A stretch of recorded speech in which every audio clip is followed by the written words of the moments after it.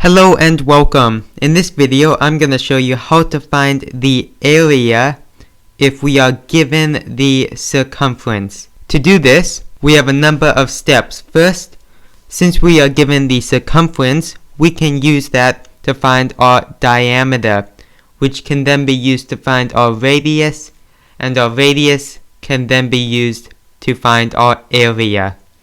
So our first step is finding our diameter with our circumference.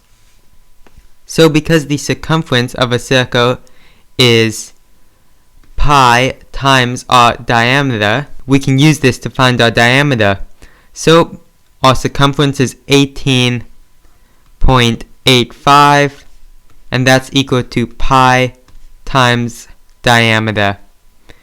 And to get diameter all by itself, if we divide both sides by pi, we get a diameter. You will have to use your calculator for this, but your diameter will be 6. Now, we can use this diameter to find our radius.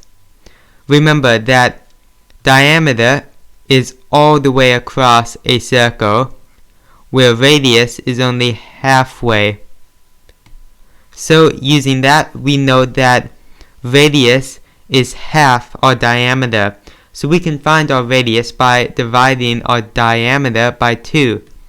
That's the same as 6 divided by 2, because our diameter is 6, meaning our radius is equal to 3. And our final step is to use this radius to find our area. This can be done because the formula for the area of a circle is area equals pi r squared, and we have r, and that's all we need. So area is equal to pi, r is 3, so put 3 in there, squared. Area is now equal, if we keep working down, to pi. 3 squared is 9, so 9 times pi. So area is equal to 9 pi.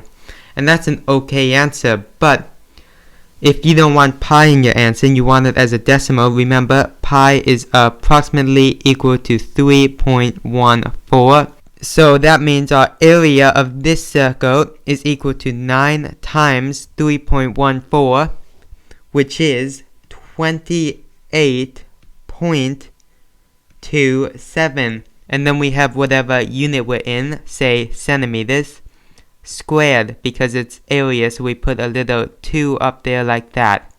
And that's how you find the area given your circumference.